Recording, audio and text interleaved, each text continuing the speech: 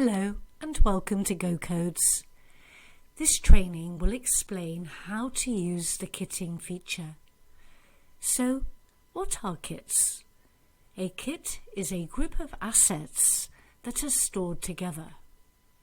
For example, you may load 20 different tools on your truck, where they will remain together for an extended period. That grouping of 20 tools is an example of one kit. In GoCodes, a kit is treated like an individual asset. A kit may be checked in and out, for example. That means, however, that the components of the kit may not be treated as individual assets and cannot individually be checked out or updated until you have removed them from the kit. Then they can be utilized as individual assets. How do you create a kit? In this example, you can see two assets, a vehicle and a circular saw. The vehicle becomes a kit when you request to add the circular saw asset to it. To do this, click on the ID of the asset that you want added to a kit.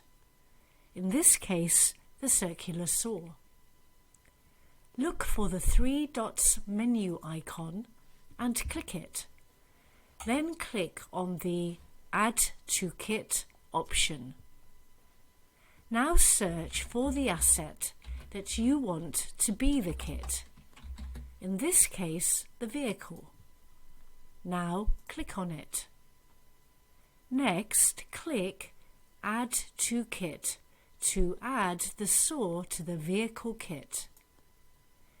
Anyone who views the circular saw can now read a message that shows that it has been assigned to a kit.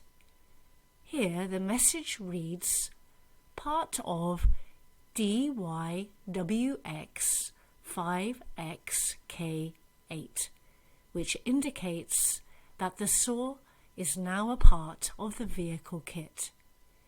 If you click on this message, you can directly view the kit, which lists out all the items grouped in it. We hope that you enjoy this new organizational feature. Kits simply make it easy to organize and work with your assets as a group. Thank you for listening.